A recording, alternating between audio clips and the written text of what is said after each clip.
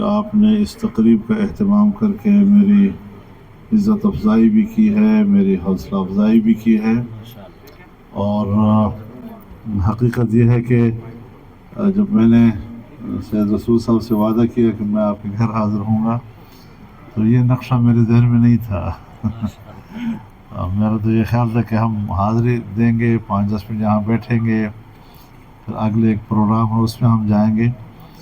لیکن آپ نے جس اہتمام کے ساتھ اپنے بزرگوں کو بلایا، اپنے دوستوں کو بلایا، اہل علاقے کو بلایا، معززین کو بلایا، اور جس طرح آپ نے ہماری عزت افزائی کی، میں دل کی گہرائیوں سے آپ کا شکر گزار ہوں. ایک خوشی محسوس ہو رہی ہے پورے پاکستان میں، اور خاص طور پر دینی اور مذہبی حلقے میں، کہ پاکستان کی تاریخ میں جو ان کی ایک آرزو تھی اللہ تعالیٰ نے کسی قدر وہ پوری کی، اور میں سمجھتا ہوں کہ یہ ایک پیش رفت ہے کہ آنے والے مستقبل میں ہم ایک اسلامی مملکت نظر آئیں اور پاکستان ایک اسلامی جمہوریہ نظر آئے. اس کی طرف ایک پیش رفت ہے، اور حالات اللہ تعالیٰ خود بناتا ہے. تو رب العالمین نے ایسے حالات بنائے کہ جس میں ہمیں یہ موقع ملا کہ کچھ پیش رفت کی جا سکے. میں تو ساتھیوں سے یہ کہتا ہوں کہ اگر ہمارا کوئی کمال ہوتا تو ہماری اکثریت بھی تھی، ہم کوئی 16 اراکین کے ساتھ اسمبلی میں تھے، ہماری حکومت تھی، ہماری حکومت میں 4 وزارتیں تھیں، اور مدارس کے حوالے سے جو ڈرافٹ تیار ہوا اس میں اتفاق رائے بھی ہو گیا، اتفاق رائے کے بعد اسمبلی میں بھی آ گیا اور پاس نہیں ہو سکا. اور آج ہم اپوزیشن میں بھی ہیں اور 16 کے بجائے 8 اراکین کے ساتھ ہیں، اور اس کے باوجود ماحول بن گیا اور آج وہ پاس ہو گیا. تو اللہ تعالیٰ اپنے دین کی خود حفاظت کرتا ہے. بس یہ ہے کہ اس کے راستے میں انسان مسلسل متحرک رہے، اور آزمائشیں آتی ہیں، تکلیفیں آتی ہیں، لیکن زیادہ حق سے ذرا بھر بھی ادھر ادھر ہونے کے لیے تیار نہیں ہونا چاہیے. حکمت عملی ہونی چاہیے. مصلحت کیش ضرور انسان ہوتا ہے. بوجوہ ہمارے ملک کے مسائل ہیں، ہمارے ملک کے نظریاتی مسائل بھی ہیں، اور آئین کی روح سے پاکستان کو ایک حقیقی اسلامی مملکت بنانا، یہ بھی اس قوم کی 25 کروڑ عوام کی، مسلمانوں کی ایک امنگ ہے اور ایک آرزو ہے. اور میں تو یہ بھی کہنا چاہتا ہوں کہ پاکستان کے اندر اگر اقلیتیں ہیں، اور وہ چاہے ہندو برادری سے تعلق رکھتے ہیں، چاہے مسیحی برادری سے تعلق رکھتے ہیں، چاہے سکھ برادری سے تعلق رکھتے ہیں، ان کی بھی ایک بہت بڑی تعداد ہے جو اس بات پر یقین رکھتی ہے کہ اگر ہمارے حقوق کا کوئی تحفظ کر سکتا ہے تو وہ دین اسلام کر سکتا ہے، اور کسی دوسرے دین میں ہمارے حقوق کا وہ تحفظ نہیں ہے.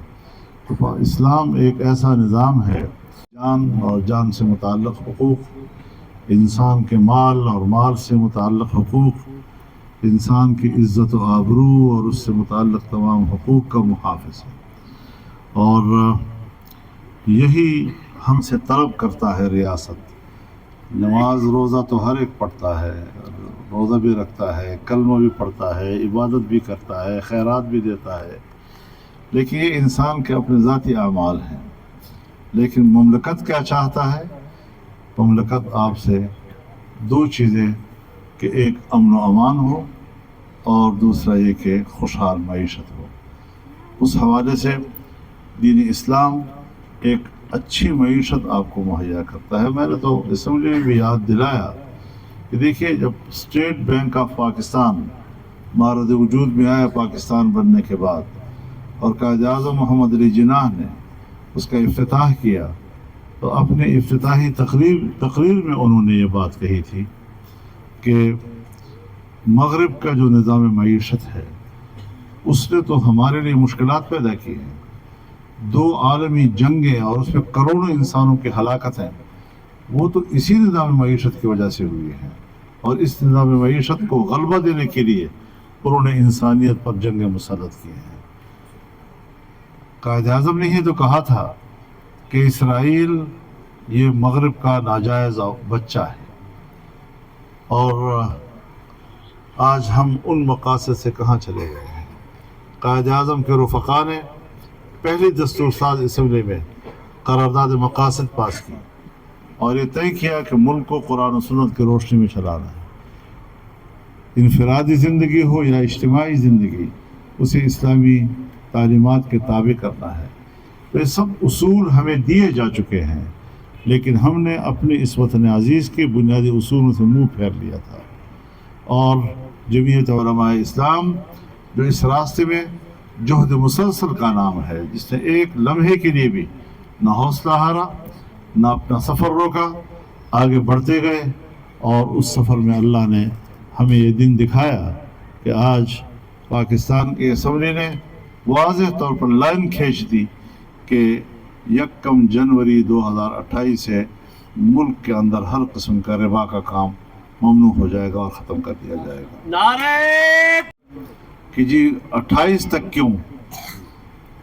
تو میں ان سے کہتا ہوں کہ سن 47 سے لے کر اب تک تو انتظار کر سکتے تھے، لیکن یہ جو مدت دی ہے یہ ہم نے نہیں دی ہے، اس سے پہلے شریعت کورٹ نے دی ہے، اور کورٹ کو ہم نے اتنا مستحکم کر دیا ہے کہ اب شریعت کورٹ کا فیصلہ ایک درخواست سے نہیں اڑے گا، محض اپیل کے لیے ایک کاغذ جو ہے سپریم کورٹ میں جمع کرا دینے سے وہ فیصلہ نہیں اڑے گا، بلکہ باقاعدہ سماعت ہوگی اس کے فیصلے کی، اور اگر 1 سال کے اندر اس نے فیصلہ نہ دیا تو شریعت کورٹ کا فیصلہ باقاعدہ نافذ تصور کیا جائے گا، وہ مؤثر تصور کیا جائے گا، اس کو طاقتور بنایا گیا ہے۔ شریعت کورٹ کیا تھا؟ ایک کھلونا تھا، کوئی حیثیت اس کی نہیں تھی۔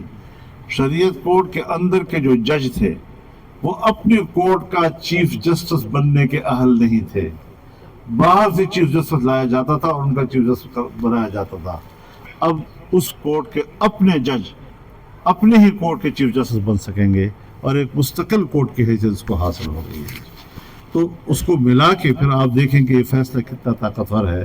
اسی کورٹ کا فیصلہ آگے جا کر کس مضبوطی کے ساتھ نافذ العمل ہوگا، اور انشاءاللہ کوئی یہ نہ سمجھے کہ وقت گزارنے والی بات ہے، ڈنگ ٹپاؤ کی سیاست کرنی ہے، ایسا نہیں ہوگا انشاءاللہ العزیز۔